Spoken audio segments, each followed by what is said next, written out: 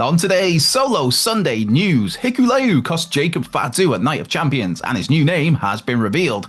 WWE talent are already on their way back from Saudi Arabia. A major shake-up coming for NXT, maybe? And there's a backstage update on Otis's WWE status. Hello and welcome to WhatCulture Wrestling, the Solo Sunday news. Myself, Andrew Pellard. I hope you're good. I hope you're well. I hope your weekend is going as well as possible. Anybody else developed a new love of Welcome to the Black Parade lately? That's one for the Welcome to Wrexham fans. Quite possibly the greatest 6 or 7 minutes in television history. Anyway, also now classed as being in the history books, WWE Night of Champions took place from Riyadh yesterday. All the better for someone like me. The PLE took place at, 6 p.m. It was done by like 8:30 p.m. I got to have a sit down at a reasonable time. I had a delivery from a certain colonel or whiskey or two. It was great. It was great. In contrast, for Money in the Bank, I was up at 4 a.m. to watch a show spoiler-free before work. So yeah, 6 p.m, a nice slice of chicken, a few tipples, finished by 8:30, and a little wind down with Killer Clowns from Outer Space. All good by me. So Night of Champions is in the books, and it was okay. It was all right. A solid, if not spectacular PLE. Some good matches, some not so good matches. A very predictable card, but that's not always a bad thing. And one of the things that some of us did predict was the arrival of Hikuleo, yes, who made his mark and helped Solo Sikoa defeat Jacob Fatu to become the new United States champion. Actually, it wasn't just Hikuleo who helped Solo, for yes, there was interference from JC Mateo, but we also got the return of Tonga Loa, who hadn't been seen since War Games back in, November. I believe it was a shoulder injury, if memory serves, that's been keeping Tonga Loa out of action. But yeah, you had JC Mateo got involved, and a hooded figure appeared and attacked Jacob, who revealed themselves to be Tonga Loa, and then Hikuleo soon appeared, putting Fatu through the announce table. Well, attempting to put Fatu through the announce table for the table. Yep, I am the table. The table's not breaking. For those maybe not familiar with Hikuleo, he's the adopted son of Haku, the brother of Tama Tonga, adopted brother of Tonga Loa, formerly part of the Bullet Club, a former IWGP Tag Team Champion, a former New Japan Strong Tag Team Champion, a former Strong Openweight Champion, and just generally a big old boy. In fact, Wade Barrett put him over on commentary as being 7 foot tall, like the giant Gonzalez or something, which isn't, it's not quite the case. I believe his build height was previously, I think, 6'8", which is still, obviously, that's a fair old size. But yes, from just Solo Sikoa and JC Mateo, you've now got Solo's bloodline has doubled in size in one night with the return of Tonga Loa, the debut of Hikuleo, and Hikuleo is no longer Hikuleo. Yes, while he'd worked a couple of main event matches in recent weeks as Hikuleo, it was noticeable that the announcers didn't actually use that name at all. In fact, the dude was not named at all at Night of Champions. Not once did we hear the name Hikuleo, which is a little bit similar to how things were handled for Ricky Starks and Mariah May in NXT, who then became Ricky Saints and Blake Monroe. For those who watched the Night of Champions post-show, though, it was revealed that Hikuleo is now going by the name Tula Tonga. That was a name that was trademarked last year. It was in the news at the time, and many people kind of presumed it was indeed being reserved for Hikuleo. Tala Tonga, that lines up nicely with Tama Tonga and Tonga Loa, and Tula, as in, 6'8", certainly warrants that Tula tag. So Solo Sikoa is your new United States champion, which was the right move for me. You won't find a bigger Jacob Fatu fan than me. Going back to his MLW run, his really fun time at House of Glory, but Solo winning was definitely the right call, especially in the way it was done, giving Jacob now a bunch of people to get through before finally getting a shot at Solo Sikoa. And finally, you'd imagine getting that title back. You also have to imagine Jimmy Uso continues to be involved here too. Who knows?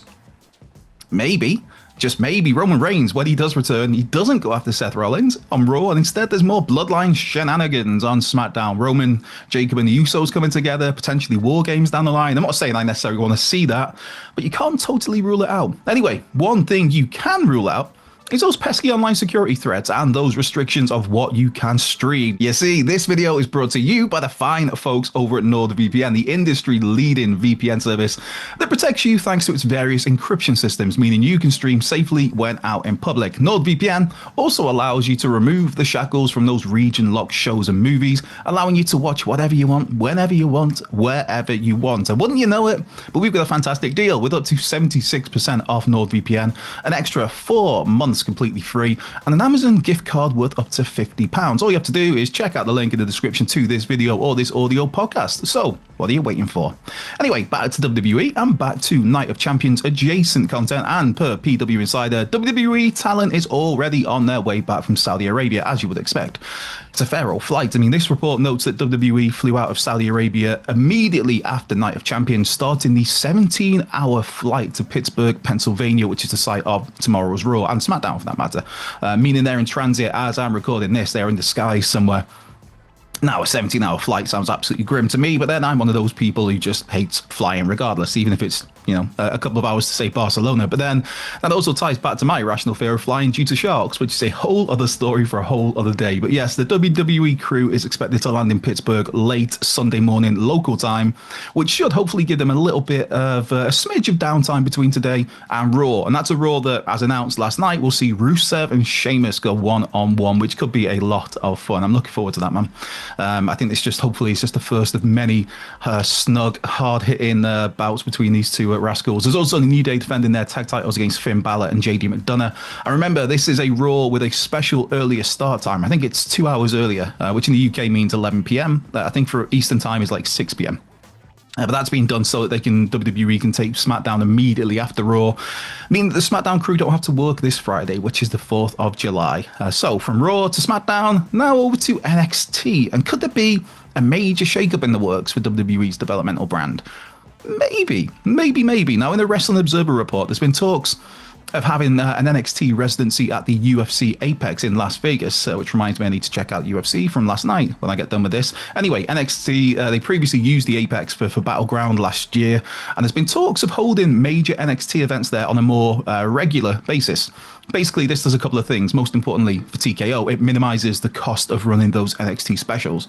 As you don't have to hire a venue, you've got the UFC Apex right there. You own that building, so you don't have to hire those larger buildings. You might not get the same sort of atmosphere that comes with those larger buildings, but that's where you weigh up the cost and rewards. And we all know, TKO is all about reducing costs and maximizing profits. So we'll see. Secondly, if NXT were to take up a residency of sorts at the UFC Apex, that's a further step towards WWE setting up a training facility in Las Vegas, which is something that's been floated around at various points over the last several months. Given how Vegas is the home of the UFC, you can understand why TKO would want to bring WWE in line and slowly migrate to Vegas, or at least have, I guess you could call it a second home in Vegas.